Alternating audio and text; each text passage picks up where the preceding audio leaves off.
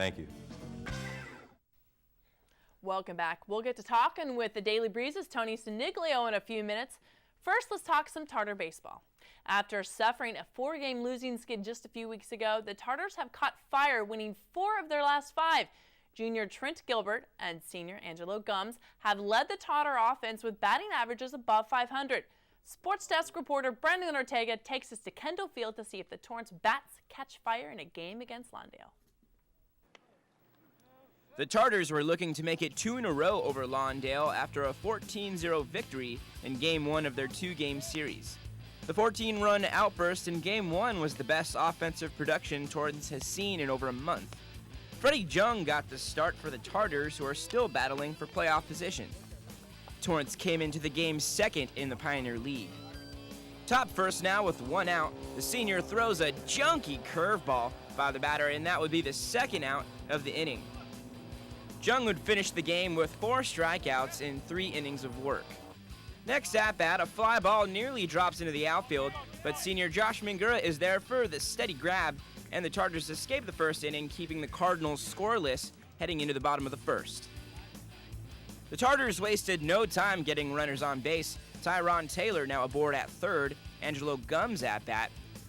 When you want someone to drive in runners, Angelo Gums is who you call. Angelo hits one into center field, that scores Taylor, and the Tartars go up early 1-0. Next batter, Trent Gilbert at the dish now. The lefty sends a shot into right field. Angelo Gums would come in easily from second. He's got some wheels on him, but he's not running very hard right there. Tartars go up now 2-0, still in the bottom of the first. A few batters later, 2 outs now with Gilbert still on base. Josh Mingura sends a double into center field deep to the fence, and Gilbert would score easily once again for the Tartars from second. Now the Tartars are up 3-0. Torrance eventually goes up 4-0 at the end of the first inning. Anthony Condors now pitching for the Tartars, and he strikes out the first batter he faces. That's 1 down in the bottom of the third. Condors again gets some help now from his defense. Angelo Gums makes a tough throw, but he makes it look easy. Tartars now 2 outs in the third. The defense was just as stellar as the offense. Ivan Dominguez makes a great play at first, and that ends the inning. Torrance would just cruise the rest of the way. 8-0, they defeat Lawndale for the second time in a week. It was business as usual for Torrance, and after the game, the players would talk about the team's performance, particularly the pitchers, as they approached the end of their league schedule.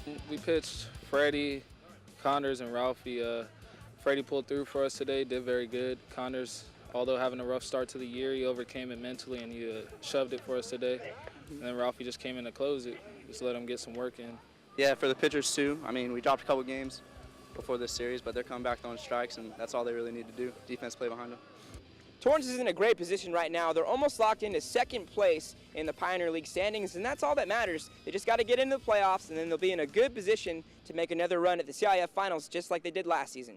Reporting for the Sports Desk, I'm Brandon Ortega. Thanks so much, Brandon. Torrance beat Lawndale 8-0, and you got Anthony Condors, Rafael Ramirez, all pitching for Torrance. Torrance outscored Lawndale 22-0 in 2 games. They're currently tied in second place with South. They clinch a playoff spot with 1 win over North this next week.